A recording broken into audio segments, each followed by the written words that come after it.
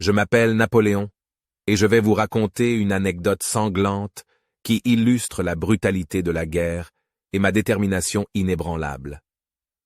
C'était lors de la bataille d'Eylau, en février 1807, dans le froid glacial de l'hiver russe. Les troupes françaises et russes s'affrontaient avec une férocité sans précédent. Alors que la bataille faisait rage, j'ai été témoin d'un épisode qui a marqué à jamais ma mémoire.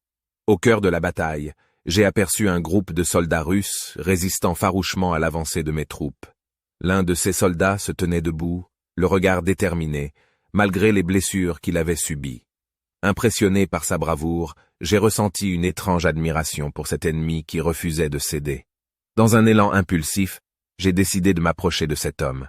Alors que j'avançais vers lui, les balles sifflaient autour de moi.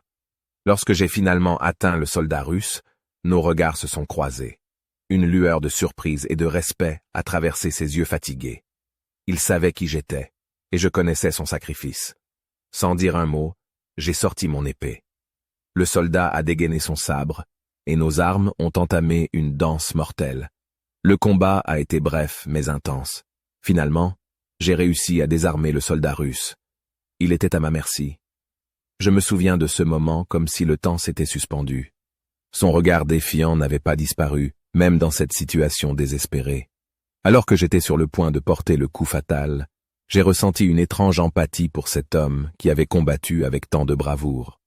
Cependant, la réalité brutale de la guerre m'a rattrapé. J'ai finalement porté le coup, mettant fin à sa vie. Son sang a coulé sur la neige immaculée, créant une tache sombre dans ce paysage glacial.